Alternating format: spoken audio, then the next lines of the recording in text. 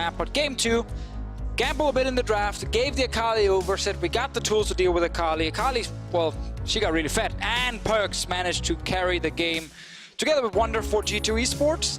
Let's see, adaptations for game 3. We once again have the same sides. Splyce have banned Swain, Rise, both games, and then they had Olaf ban in game 1, Rakan ban in game 2. They actually now take away the Akali, so much for we believe we can control All Perks. we have to do is stop it from snowballing. Now, well, you stopped it from snowballing. That's the best way to stop it from snowballing. Akali showing up once again after actually here doing the gauntlet. She's not been a first pick / first ban kind of champion, even though she was actually in the past. I think they're trying to force out a Skarner ban here with that Trundle ban. It definitely feels like they're trying to set up the proper Skarner setup because they were not scared of the Zac. Despite it being a good game from Xerxes, the Zac can't do anything to the Skarner specifically. So it is screaming Skarner first pick from G2 again. And see, the thing is Xerxes is a madman. We know that this guy loves new picks, so I'm wondering what he can actually bring to the table to deal with this, because this is all but certainly the first pick lock-in for G2. And it feels like the best first pick possible. Like, insane win rate. So much value in game. 100% is pretty insane. That's insane win rate right there. Statement stands. You can't get any better than that. That's true. It's the best. All right, Splyce, what's your answer right now? Before it was Xayah, both games, and then you took Zac for Xerxes, and you then also drafted a bunch of lanes that lost, and then you did nothing and you just died. It's a prom change. Not the Xayah. I like the come down there, Thushio. Thank you. You did nothing and you died. Well, they're hovering the Diana for now. We know that's going to turn into a different champion. Braum has been banned every single game by G2 up until this point, alongside the Morgana, and Splyce still clearly prioritizing it. I like the Olaf here. Early game to match early game, but definitely harder to get value out of Olaf than it is to get out of Skarner. Well, it's a lot more focus on early now compared to the Zac, so that is the adaptation for Splicing. We will once again leave the Skarner open. We know you're gonna pick it. Here's our answer, that Olaf that's actually been banned a lot. Playoffs, Gauntlet, because it is just considered the best snowball jungler because he's so good in the early game with, you know, so much damage, so much movement speed with Predator as well. They're just gonna go Jhin again, I think. I mean, probably last game with the Jhin, they had a strong bot lane and Splyce couldn't shut it down. They banned the Varus, they banned, you know, the strongest laning AD carry I think we have currently. So picking up the Jhin, ensuring that they get that safe bot lane, that they get that strong jungler, and saving their last 2 picks for their solo laners, who we know have some pretty deep champion pools. On the side of Splyce here, they grabbed Sion last time for Domino up in the top lane, and then the Aatrox came in, obviously from Wonder, and just completely shut him down. They can pick his tank now and just ban away the Aatrox if they want to, but it is a Rise pick instead. It is flexed, can go to top side. But they're putting a bit more faith now towards Niski, not saying, if it is a Rise mid that is, not saying here's a Galio just trying to survive against Akali. You can actually play around this. Like, it's a lot more early game focus from Splyce. Predator, Olaf, you have gank set up for bot with Braum, gank set up potentially for mid with the Rise. I think Xerxes could have a huge early game here. Absolutely, and snowballing Niski is obviously a fantastic idea, as this guy has been fantastic. The Aatrox banned away from Wonder. I don't think it's too surprising to see that one taken off the board. Splyce didn't like it against Misfits. They don't like it against G2 either. And interestingly enough, Ornn taken away preemptively from Ottawamne. I think it's a good ban. Ornn is one of the best picks against Tahm Kench specifically because it's AoE engaged, so even though he devours the one guy, he still gets knocked up, and then you end up not actually saving the AD carry right after because you just spit him out where he came from. And Vayne ban against Kobe right here. He did play it yesterday in the last game. What does that tell us? Tells us they are respecting what Splyce could do if they go all the way to late, because they're not scared of the Vayne in the laning phase. Kobe back on Tristana now. Right. Did play it in playoffs against Schalke. Tristana Braum, man. Xerxes going bot lane. Tristana Braum is one of those lanes where Tristana can jump forward, Braum can jump to the Tristana, and then you're in melee range of whatever target it is, and you will get your CC down as a Braum into then a Predator gank from Olaf. Like, there's a lot of ways for Xerxes to have an insane game. Ooh, and now the Aurelia locked in. Perks wants to go toe-to-toe with Niski. This is very risky, to be honest. Going up against the Rise Olaf duo in the mid lane. Feeling confident there, though, with the Skarner Aurelia. 2 very powerful 2v2 lanes, and Wonder, he got his time in the sun. He got the Urgot, he got the Aatrox. Now it is back to tank duty, back to the Sion. And I assume it's going to be just a tank coming in from Morgana on his side. Now, do they want frontline killers in a Cho'Gath? Do they instead want the Maokai, which gives you the guaranteed lockdown, which is kind of the reason you can pick him instead of a Cho'Gath here on this side. Poppy is also available, but I don't think it's necessary here. So it is the guaranteed lockdown. And a lot of these fights are going to be about Perks on Irelia. What is he doing? Who is he actually getting onto? If Perks cannot reach the back line, I think Splyce with the Tristana, they do have good scaling, but I'm really looking at Olaf in the early game. And we have to remember how difficult it can be sometimes to snowball this Aurelia if the enemy team can stall you out. Because we saw in the finals, when NukeDuck got that Aurelia in the final game, even when they put caps into the ground, Rise came back and was incredible in the late game team fights. And it was so hard for NukeDuck to actually play this one out. So now we get to see how Perks does this. How does Perks snowball this matchup, keep this Aurelia ahead of the curve, and try to shut down what Splyce is bringing to the table? Yeah, we know he can look for 1v1 kills. Like, Irelia is insane at level 6, especially with Sheen. Just to like trying to burst someone down, like even Phage, honestly, you're still gonna try and kill them 1v1. And he can do it. His Akali was perfect, honestly, in the last game. I like the faith they put on the star player. Like, this is why Perks is the franchise name on G2 Esports. Because he can, when it really matters, step up and carry the team. But I think Splyce on their side, with the adaptation with the Olaf, if Cersei pulls off the greatest early game he's ever played, he just snowballs completely. And you remember the stakes now. Lose here, you're up against match point, lose again. You're out of the series, you're out of the gauntlet, you're out of Worlds. Your entire year cut down in an instant. Your entire year is a failure for both Splyce and G2. The story stands. None of them won the spring split. None of them won the summer split. They can't sit back and say, we did something at least. No, you have to go to Worlds to make this a successful year for your organization. And here, folks, in game 3, 1-1. Neither team with an advantage. It's just a best of 3 from this point out. G2 versus Splyce. Playoffs contenders both knocked out in the quarterfinals. This is Perks' first Aurelia game. Here, when the pressure is on, he's going to try it up against Niski. Have to see how he does, how he utilizes the passive, and what the duo of Xerxes and Niski can do against Jankos and Perks. Is this the game where we finally see the Jankos-Perks duo become the legends that everyone expected them to be? They tried with the Zac in game 1. They got a couple early kills, but then the game around them just kind of fell apart. But I want to go back to Xerxes. He's not an Olaf player. This is the second time in all of 2018 he's playing Olaf. The first time he played it, he lost. He did nothing. It was just, it didn't work for him. He's back on this champion. It's a gamble from the Splyce staff, but obviously we have to assume that he's been very successful on it in scrims, so he's confident taking it, because otherwise they could have just banned it like they've done in some of the other games. Or actually in this game, didn't even have to ban it, because you know Skarner was going to get picked. In Division, you talk about scrim picks, you talk about stage picks. We've already agreed Skarner is a stage pick. This champion does work when the pressure is on. The question is, for Xerxes, is the Olaf a stage pick or a scrim pick? We're going to find out. And the Skarner just continuing to prove that. Now, keep in mind, this was played by 2 different teams, but it's important for us to highlight why this champion is contested, why it has a 100% win rate. You can see incredible jungle proximity, CS leads, and always involved in these early game kills. Once level 6 comes around, Skarner is killing somebody. K plus A, 1.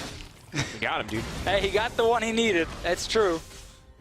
Trust me, he did a lot more in game than just get 1 kill or assist. Like, he fully controlled the river because he was against the Zac. He was always being proactive. It's not a Zac this time, but man, Cersei, there's so much pressure on you on this. Second time you played all year long. Can you perform? We have an update. The stats team said in my ear as you said that. This is the second time ever in Xerxes' ever career in the EU LCS. Even better statement. Not just this year, ever.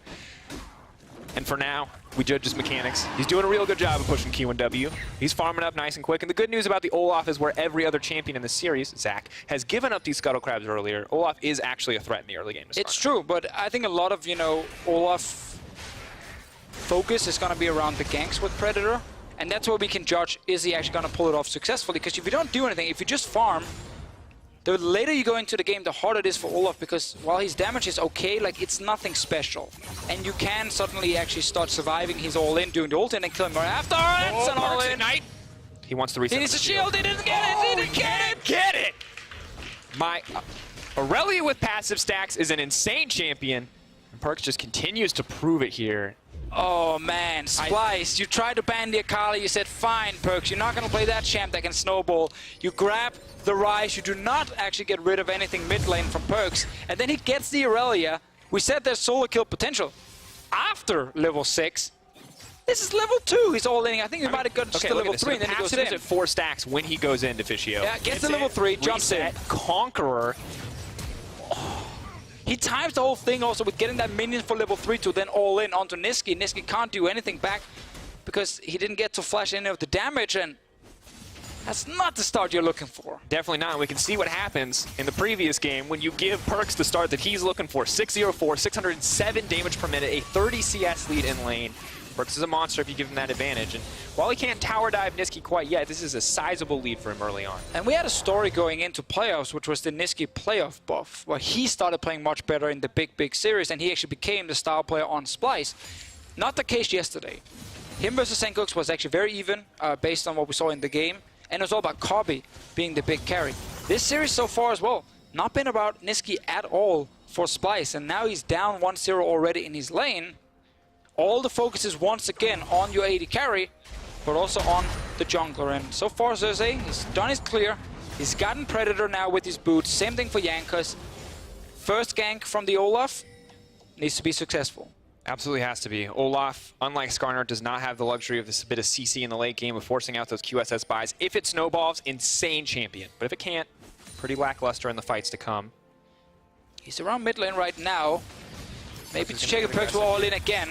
Can't get the reset, buying a bit of time here. Both sides are going to look to back off. He has multiple resets. Perkz is going to dash out with the Blade Surge. Is on cooldown now. There we go. There we go. Xerxes wants one more. Can he actually turn this one back? Can't get it in the end. Perkz! Perkz! No, he's alive. He gets out just in time. Xerxes did not throw another axe towards him.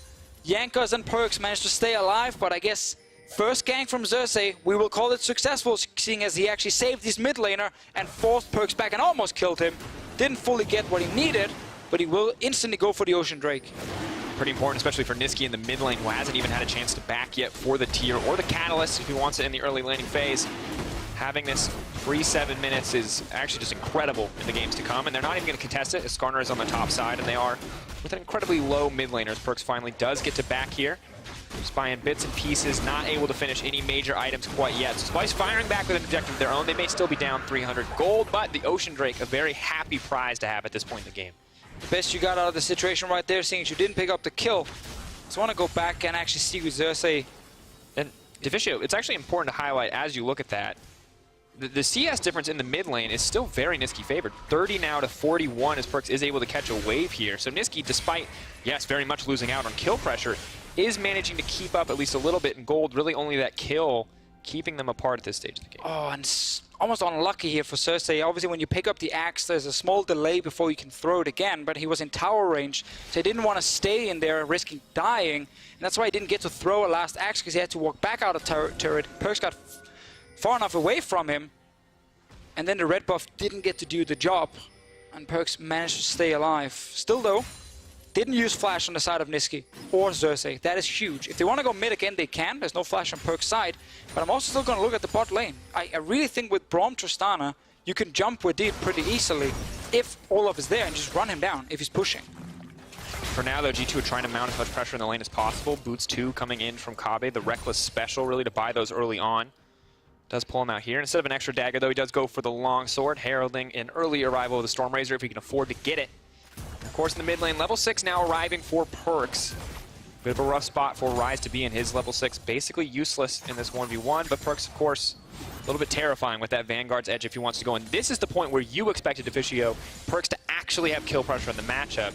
And with a 1-kill advantage, it may just come true. Well, there's no completed item just yet on his side. Not even one of the small components towards the Trinity Force. So he's level 6 as well on this Olaf here. He's looking for another player around mid, knowing that this 2v2 is insane right now for Splyce with Rise and Olaf together.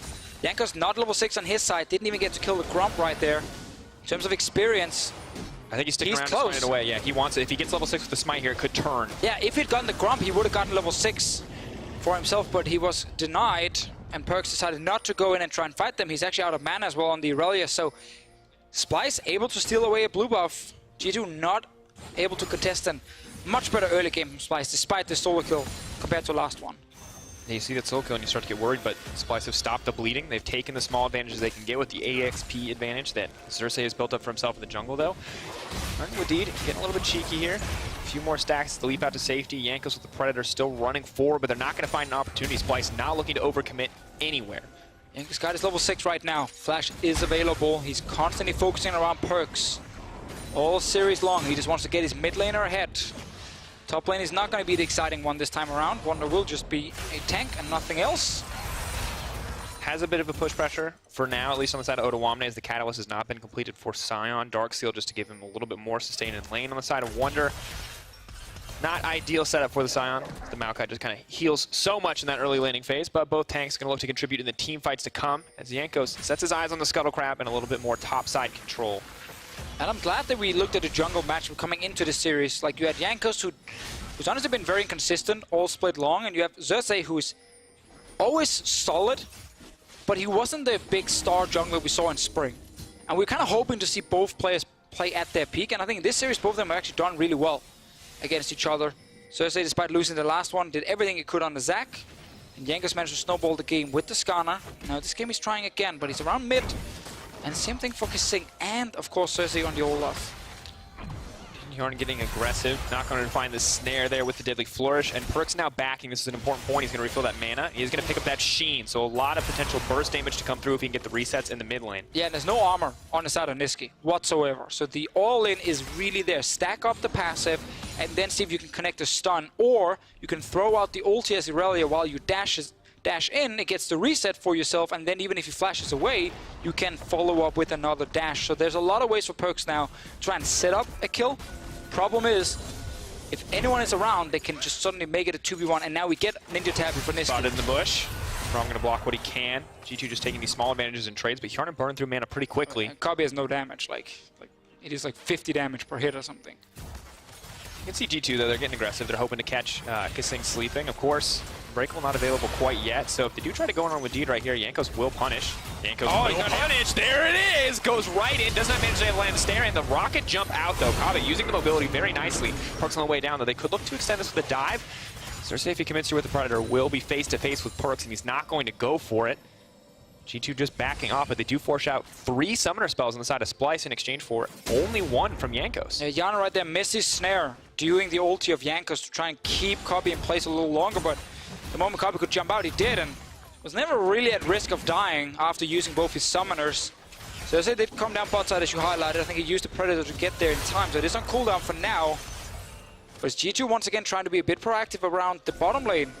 Right back to mid though, I need to see this 1v1 happen. But Niski knows, man, he has backup every time because Xerxes is just sitting there. Or I'm just on his way as well. Or he might just be warding. Ulti can be used to clear the wave to keep pressure. Try to afford Hjarn a fair back. Kabe will be the lane shortly.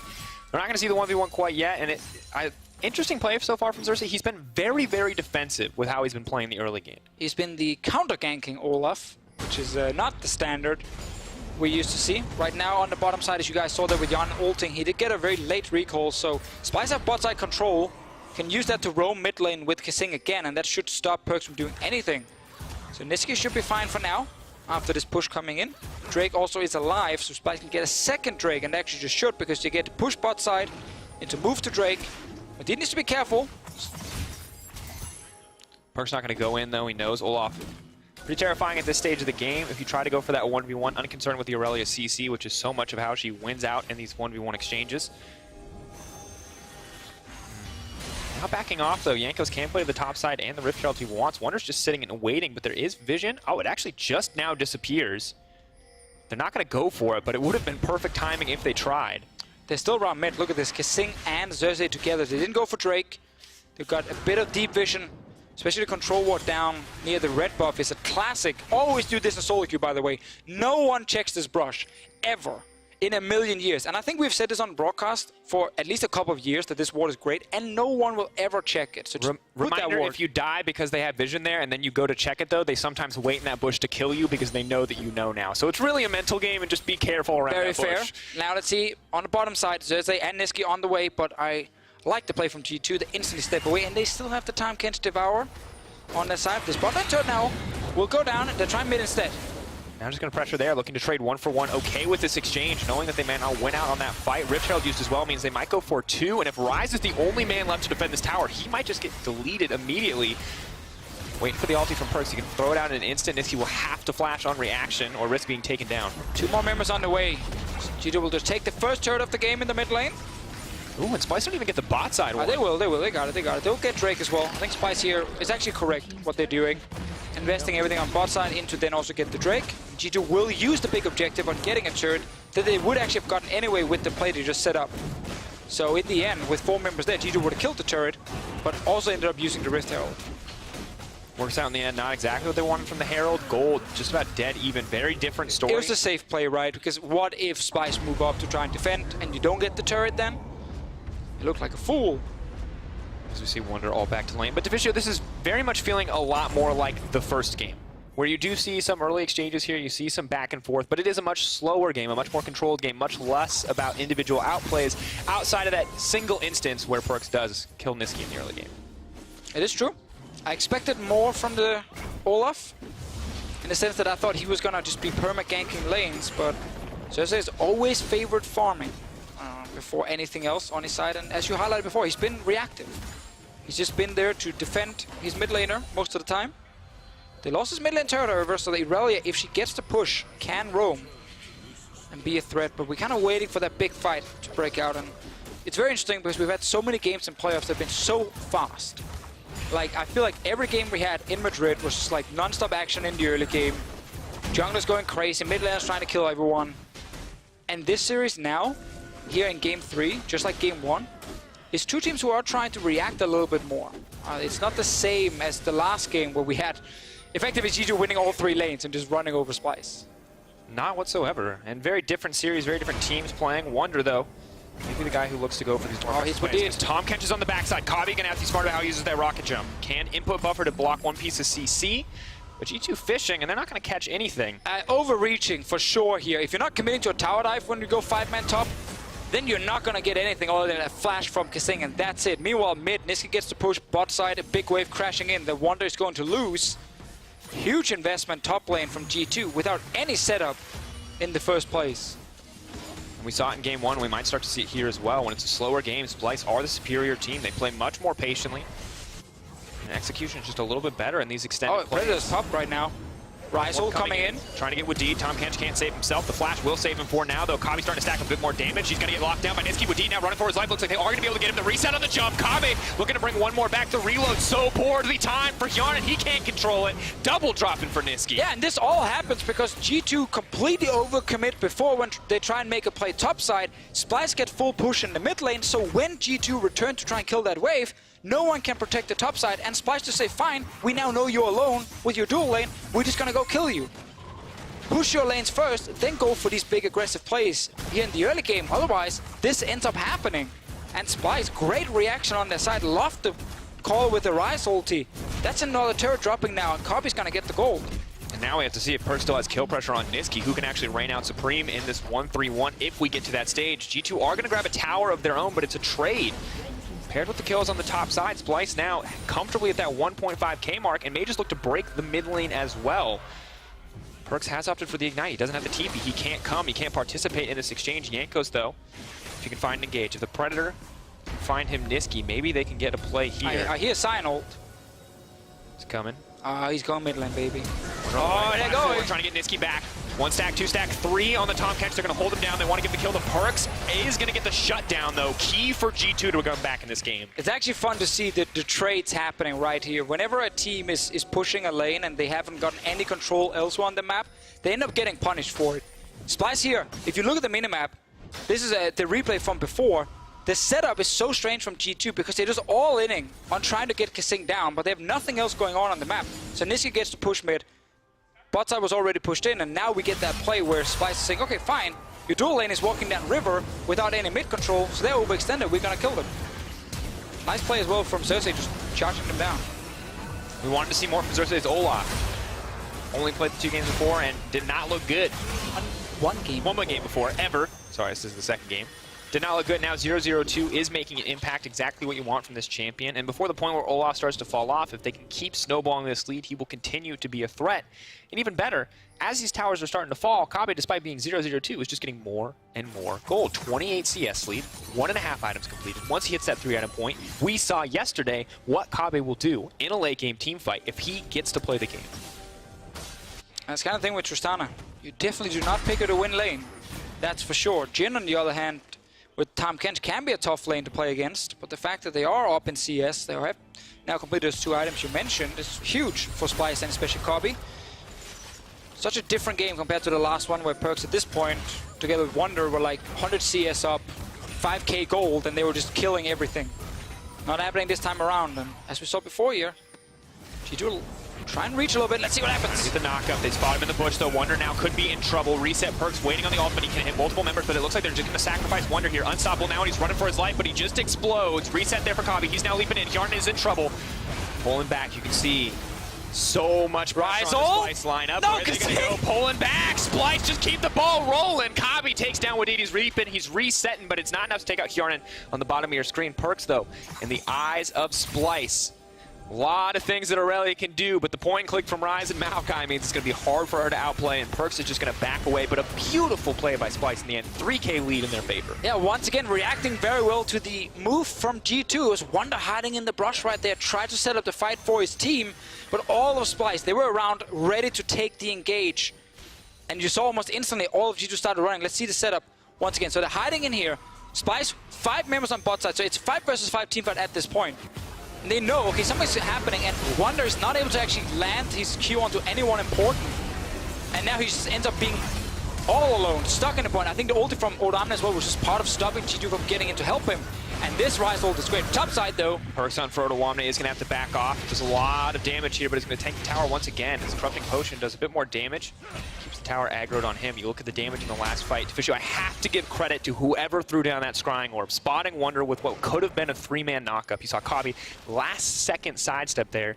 If he hit 3 people, maybe that's the fight that G2 can win, but the second that goes south, Wonder realizes I'm just standing in the middle of 5 people. Yep, no one can help me right here. Wadid never got in to actually devour him out. And then Splyce wins another fight. And top lane, as we just saw once we got out of the replay, they did manage to stay alive again. Odamne had to use Flash, I believe. But that was it. I think Jankos could probably have gone in and tried to ult him anyway, once he actually got up there, but he saw instantly the Braum showed up, and there might have been more players going, so he played it safe. And Niski, of course, has the teleport as well, and now we're seeing probably G2. The safe play was fine there from Jankos. But you can see they really want Perkz to keep getting kills. Feels like he is a bit of a one-man carry for this team. And he does have 2 early kills, and he's trying to then be the guy who can assassinate someone. But he's once again dealing with a very beefy front line. Splyce just really are not giving them the opportunity to comfortably play 1-3-1, grouping so frequently this 3-man unit, leaving the Maokai to clear on the bottom side, and now G2 grouping up to get control of the Baron area. See if this can give them back some lane prio. Perkz still poking, still threatening. He knows he has the kill pressure if he can find an isolated target. Deficio, once again, slow game. Just feels like it goes in the favor of Splyce. 3k lead, 3 dragons as well. Maybe not excited about the Cloud, but the Infernal and the Ocean have been, or will be, key. Also, you almost at 3 items on Kabe right now. We'd probably get it around the 25-minute mark, and I don't think you can ask for anything else if you pick Tristana, because those 2 kills he got in the last fight, huge for him and Splyce. And now it's the constant battle of vision around Baron. And if you think about it, the Tristana has been there for all 3 tower takes, been there for 2 kills and 2 assists. That's 100% kill participation. They are funneling so many resources into this Tristana, and it doesn't even feel like it's paid off yet. One team fight where it looked good, and we have to wonder how it's going to look in coming, because you saw it round 1 versus Misfits. Kabe was everything for this team. 11 CS up, 776 damage per minute, 85 kill participation, always 100 here in this game, so things are looking good. Yeah, and going into the last game, he had a 47% damage share on his team. I don't remember what it was after the last one, but that was huge. Like, everything in team fights in terms of damage came from him, and it's gonna be a lot like that in this one. Niski can be more of a setup for his team, and Niski might also be the target, as we've seen so often, because it's hard to get to Tristana with her mobility and then fairly long range in the late game. They do get onto Kasing here. Pick him off before he can use the Unbreakable, trying to take him down as quickly as possible. 1 member picked off. We'll give G2 priority with the Baron area. Wonder's coming in, but just was there in case trying to find the follow-up. Niski, though, now blinking forward with the minions, threatening that bottom lane tier 2, putting the pressure on G2, saying start that Baron or give up this tier 2. They're going to back off. They will still give up the tier 2. No, coming in. Are they going to chase down Niski? Looks like it's going to be the case. He's going to sidestep. Have to be careful here, though. Rise. We've seen a lot of 2v1s from Rises here in EU LCS. Not going to take the risk. So fast, man. Face rush as well on his side. We did try to get in range to actually lock him down and devour him. No Glacial Augment this time on his side. It is Spellbook, so no way to really slow down Niski.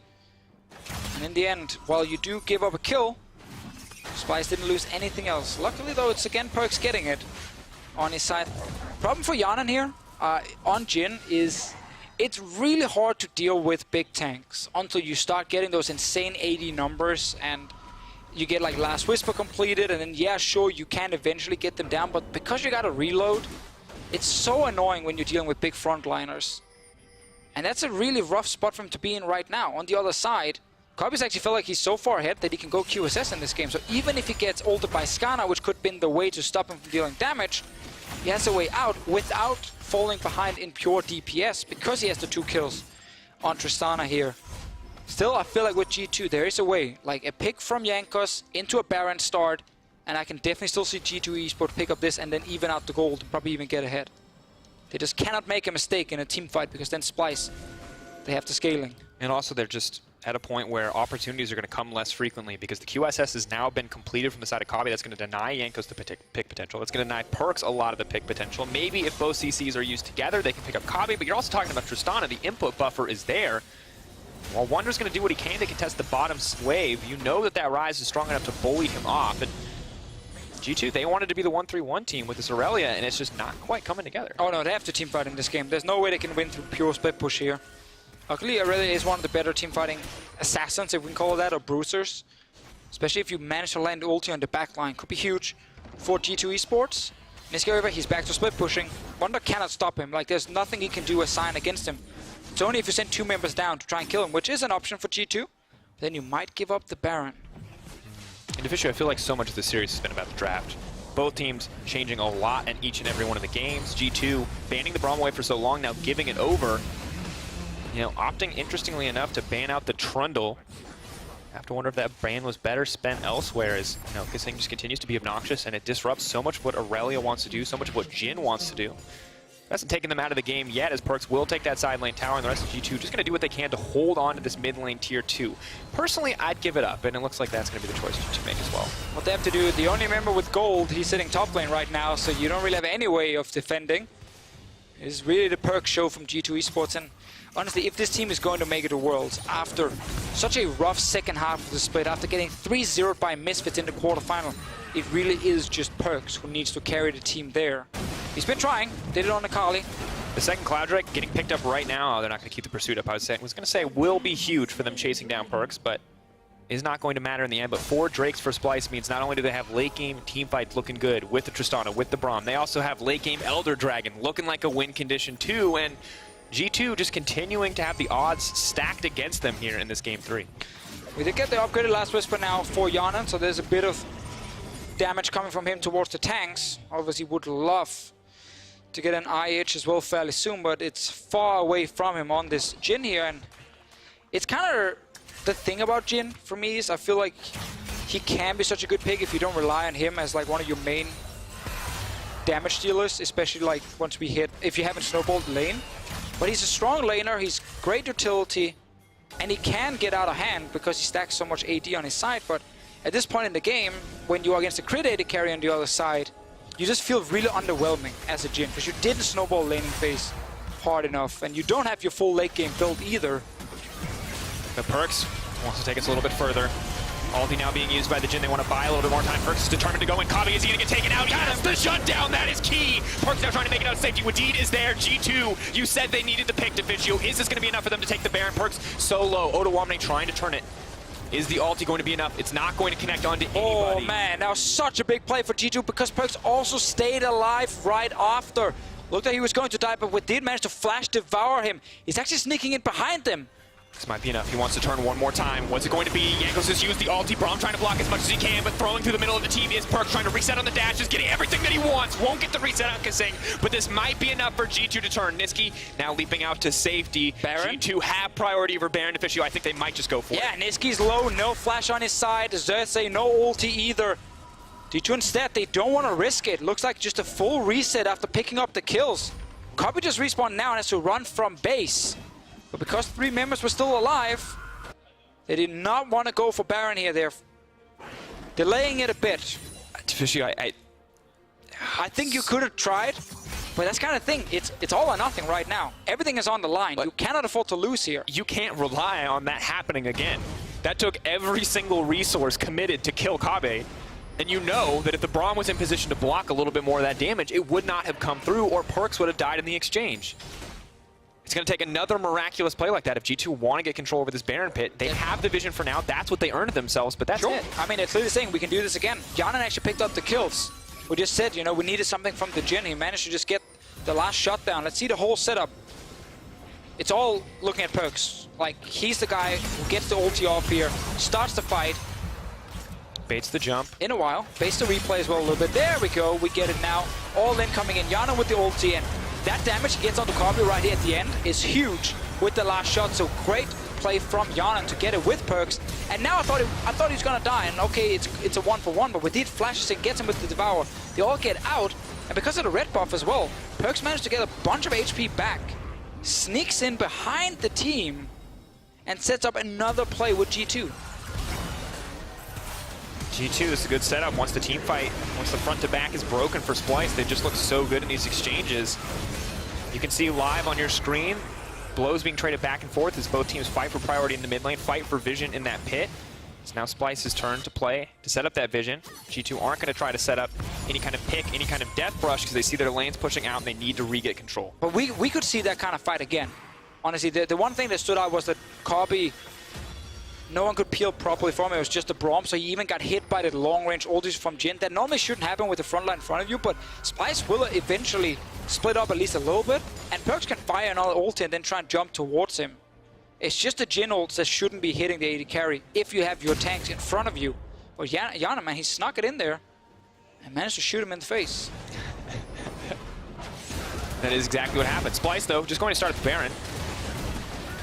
Vision, G2, they need to contest this one. Wonder's on its way, TPing in now. They got the TP once again. Splyce did this exact thing in game 1, where they started the Baron, they forced the TP. This is the clean kind of Baron play we've been expecting from them.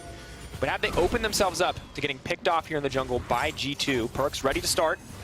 It's a connect on the falls the Q! the knock. No. That was close. I thought it was gonna hit. Everyone stepped away. So close to being that huge turn. Kabe does get stunned up, but we'll get the input buffer to take him out to safety. G2 have gained priority over mid lane. Ottawamne looking for the engage on the flank. If Perkz get caught up here, it could be disaster for the team. Jankos is going to get locked up. He wants to turn it. Manat's going to connect the multi-man stun. Kabe uncontested on the backside, trying to do what he can. Perkz using the ulti as a disengage. Wants to leap back in. There's the Defiant Dance. Buys a bit more time. Has the reset on the backside. It's 3 members locked up. Perkz, though, just going to find the disengage. G2 in control of the fight, but Olaf just backing off. Now looking for the turn. Perkz hunting for that prey. Sees an opportunity. Is not going to be able to capitalize, however. Oh, in the end, Splyce traded that TP for a mid lane turret going down. G2 had, of course, full control of mid lane after Baron was started. And we got to see one of the problems for Splyce is their engage is very slow. It's a very slow, long-range ulti from Ottawamne and then a Predator Olaf trying to run at G2. So they got far enough away that only one member got CC'd and they didn't end up giving up anything. But that TP being down can be big for Splyce now. Because if Ottawamne and Wonder sits in the bottom lane, Oto's TP is there. Splyce can once again try to get control of mid, start the Baron, and Wonder will have to run. But luckily he's Sion. He can ult to the fight. So there is ways for him to get in there and actually do something. It might not be too bad for G2. Kabe there in the last fight. It's time to see again. Once he has time, he can deal some serious damage, but Perkz GA is ready. And they didn't actually get him down when he jumped in. He literally jumped into 4 people. I mean, it was really key that he had the Sterex gauge go off at the right time, getting all that additional shielding. It is going to get harder and harder, though, for them to survive these fights. The QSS delayed a bit of the damage on the side of Kabe, keeps him a little bit safer, but with the Last Whisper now completed, things could get a little bit more difficult. Yeah, and we see right here, Wonder's just staying in mid with the team, knowing without the teleport he doesn't have to go bot lane yet. No push either. It's gonna be a very slow wave building from Splyce. They have 5 Drakes, however, on their side. They will probably trade that for the top lane tier 2 turret. Perkz will eventually kill it, and no Baron yet. We're once again waiting for that next big fight. There have been some very, very close ones so far. We might get it here. Now fighting for it. Yarnan, where are you? Why are you in the middle of the enemy team? Deleted a meat. Nothing you can do. Caught out. Yarnan. That is disaster. That's now Baron for Splyce. I thought we were going to get a sick 5-on-5 team fight, but we get an AD carry getting caught out. Both summoners ready. He just dies. Perkz is trying to get a top lane turret, but that's it. That's Baron now for Splyce. They have 5 Drakes on the side as well for when Elder Drake will later spawn if they need it. And we're going late game. On the path for Perkz to escape. G2 were hanging on by a thread to Fishio. They could go toe-to-toe with the late game Tristana. But after that play, I don't know if that's true anymore. Getting the Baron is going to make this Tristana nigh unstoppable. The Braum here as well, to deny anything from killing these cannon creeps is going to be insanely difficult for G2 to fight against. And those last 2 fights where G2 managed to get 1 kill or 2 kills and then get out, wasted now. Yarnan is simply walking the wrong way around in the jungle. Might not even be looking at his character at the moment because he didn't flash or anything, and he just dies. Indeed, not using the Devour either. But Deficio, you're checking. I'm going to let you check. You're going back to look at the replay. In the meantime, I'll hold it down because Wonder is running for his life. Predator coming out. Jankos is trying to threaten a little bit. Perkz is trying to find a flank. This is desperation times. 5 Drakes on the side of Splyce. You wanted to catch him. It's not going to happen. Triple Cloud. And Perkz, sadly, is the man who will get caught, though. Has to burn the flash. That's a very fast Olaf. Unstoppable now. Perkz in trouble. All of the gold for G2 being thrown away right in this instance. This was the last desperation play they could hope for in this exchange, and Perkz just gets deleted. And G2, what are you doing? You can't afford to do this if you want to go to Worlds. From going back and looking at the play, it's just the team loses all control of where the enemy team is, and Yarnan just walks to a red buff, well, with everyone else on the other side, and he just gets instantly CC'd and dies. And that was Perkz' first death this series to Deficio, and I mean, what a death. GA is now gone. Splyce, again, once we go full late game here, are simply punishing G2 for some of these big mistakes. And now they're gonna push down, get the mid inhib. They can probably get the bot side as well, because right now Skarner is top. He's just recalled. Perkz still dead for 15 seconds. Nothing Perkz stops also them. has no flash. Splyce could, in theory, just look to end the game right here. I don't think they're gonna push for it. They've been so slow and controlled, but maybe that's an opening if they can find it. Without Perkz to dive into the backline, though, there's really no threat on Nakabe. Oh, they don't have to risk it, no. Get double inhib, get your perfect reset as well. You haven't lost anything in your own base. Kabe's now full items. Niski is sitting on 4 fully complete items on his side. And this team is ready, man. You need one more fight and this is over. So tense. So many fights actually go in G2's favor until that play in the jungle. I mean, you know, you start to believe after you see 2 back-to-back exchanges where Perkz and G2 just outplay the opposition, make use of what looked like an unwinnable situation. Oh, hello, amazing. Waiting in the gauntlet to play tomorrow, has some strong words. Perkz did have to play Splyce, but little did he know that his team was going to be the bigger enemy. Rough, but you know, you have to wonder if that's how a lot of G2 fans are feeling, seeing Perkz play incredibly well across the games and seeing the rest of G2 fumble a bit here and there. Definitely hurts a lot to see what happened just before here, but honestly, Splyce, they've been punishing some of these mistakes multiple times. You gotta give them that credit. Like, one thing is the enemy team gives you the opening, and another one is you actually take it and you use it to instantly kill the AD carry. Will they get the last ending very easily? It feels like at this point G2 have to just go for an all-in fight and try and win it. Want to try to stop it. Perkz has been locked up. They're just going to focus on the tower and try to back off. Odoamne has used the ultimate knock-up, not going to connect from Wonder. Both sides now backing off. Splyce, eye on the prize. Third inhibitor, their goal. No QSS on Niski. Flash ulti from Jankos. It is available. It is possible to try and kill the Rise. Problem is there's of course an AD carry next to him. But if you gotta get someone, feels like it has to be Niski at this point. But look how far back he's staying. He knows he's actually gonna be the target. Superminion's moving in on the bottom side. Perkz desperately fishing for something, but connecting a stun onto a Maokai is not enough to get it started. He can't get the reset if he dashes in an ultis right now. Will not go for it. We'll let the mark fade off. Minions have to be responded to on the bottom side. Tom Kench going to go to respond to them. G2 know they have to give up this in third inhibitor, but that is basically a death sentence. That was their window of opportunity to fight, and it is gone. It is closed. G2 in desperation times, their last stand here. And turret is down as well, almost. Perkz trying. Wants to get the reset, the knock-up, not going to connect. Odoamne now moving forward. Perkz potentially in trouble, tries to block as much damage as he can, throws out the ultimate to buy a little bit more time, disarming a few members of the team. The knock-up is there, but it's just not enough. There is no follow-up from G2. They're fighting the minions, they're fighting Splyce, and they're not winning either battle right now. Jankos goes down as Kaba is on a rampage. The fourth shot from Jin does absolutely nothing to Odoamne, and a single play from G2 turns the entire game in the favor of Splyce, and a beautiful finish here in Game 3. Yeah, this game suddenly ended a lot earlier than I expected when we saw the close team fights, but Splyce didn't even get the team fight. They just got an 80 carry into a couple extra kills because of a red buff. A stupid red buff. That was it. Complete tunnel vision. Jin, you proc it four times in a fight total. It was just complete tunnel vision up in that topside jungle for the red buff. Instantly punished by Splyce. They take down Perkz right after, get his GA, get his flash. Nothing stops them from getting the entire base. And man, what a way for Splyce to end up winning this game here. Up 2-1 now in the series. This one did not snowball like the second game. And we have seen now, if you're Splyce, your #1 goal is to make sure the first 20 minutes are slow. You don't need a lot of action. You do not want to give G2 a bunch of strong lanes and a jungler that can then snowball these strong lanes, like with the Akali and the Aatrox. All you're looking for is a slow grind. And G2 will give you opportunities to get punished. It's a difficult situation to be in. G2's backs against the wall. Splyce up now 2-1 in round 2 of our regional qualifier. Will they advance to face Schalke No Fear tomorrow in round 3, or can G2 turn it around? We're going to find out after the break.